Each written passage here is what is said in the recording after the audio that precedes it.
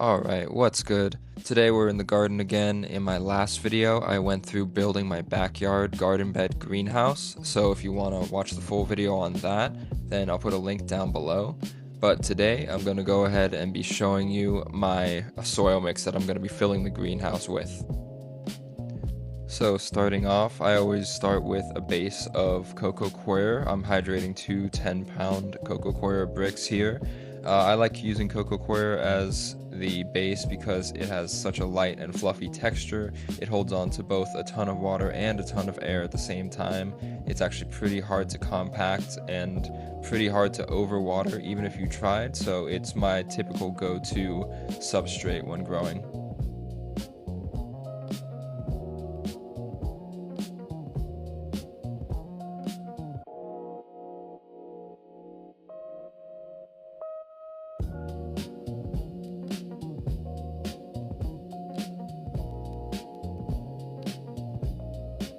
And here I'm just getting in there with my hands to make sure I'm breaking up all the little extra chunks that haven't been fully hydrated yet.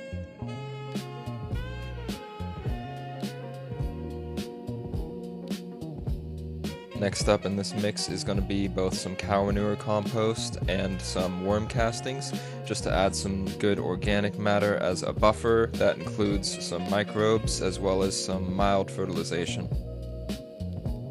After that, we're going to be adding just a little bit of gypsum, just as a calcium supplement. We'll also be adding just a little bit of dolomite lime. This is also a calcium and magnesium supplement. It also acts as a pH buffer. Next, we're throwing in some glacial rock dust, which is rich in a lot of the trace nutrients and minerals that aren't often found in your all-purpose fertilizers.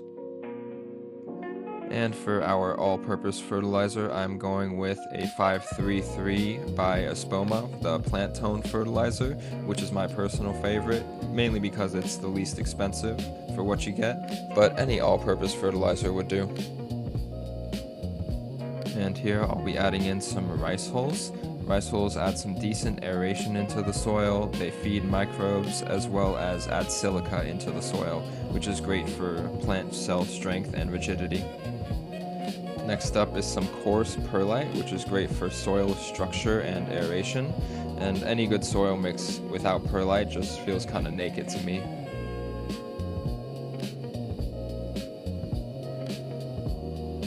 So those are all the ingredients that I've chosen for this soil mix.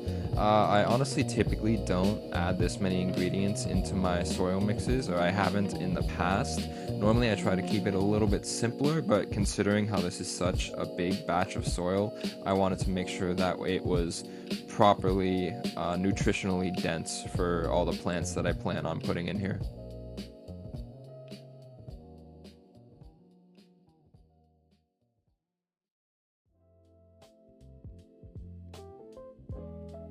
And whenever I'm doing a soil mix, especially for one this big, I do usually like to get in there with my hands and mix it up really well, just to make sure that everything is spread out evenly and that there's not going to be any super dense pockets of one specific ingredient.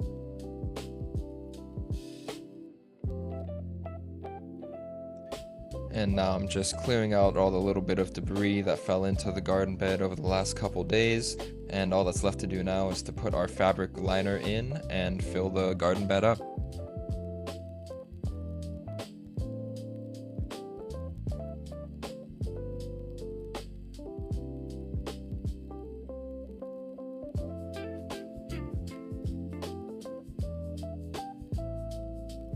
And here I'm throwing in some coarse chunks of lava rock, which I actually forgot about earlier, but all it's really for is to help with soil structure and make sure that it doesn't compact down too much over time.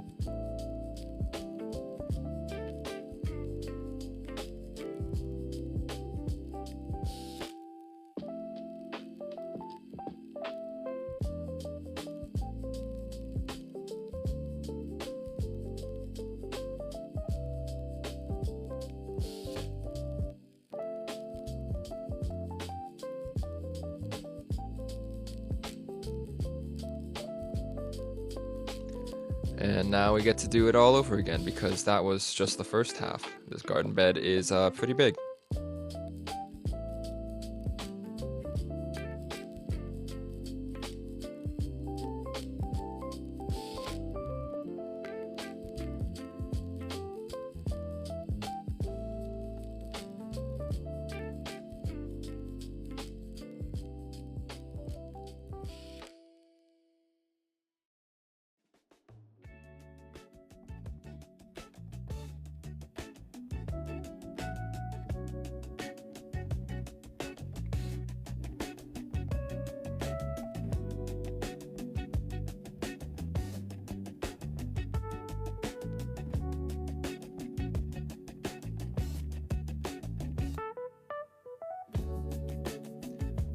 So now that the soil is all mixed and ready to go in the bed, the only thing that was left to do was to pop some seeds.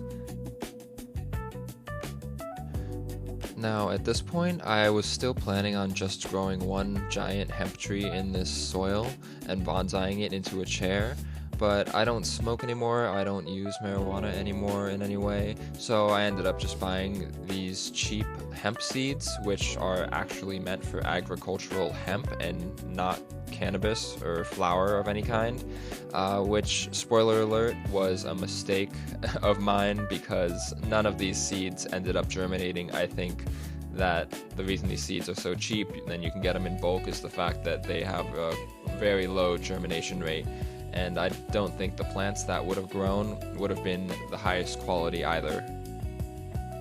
So after realizing this and being a little disappointed, I realized that I had to pivot my plan a little bit. So what I ended up doing is I did end up just getting some pepper seeds and tomato seeds and some veggies, and that's what I'm going to be growing in this bed for the time being. And then meanwhile, since I haven't grown cannabis in a while to begin with, I figured I'd get an indoor setup growing in the meantime just to practice, and then once all my tomatoes and peppers are fully grown and harvested, then I'll rip those out and I'll end up putting a proper cannabis plant in this greenhouse and seeing how big I can get it and seeing if I can properly bonsai it into a chair like I originally planned. So stay tuned for that.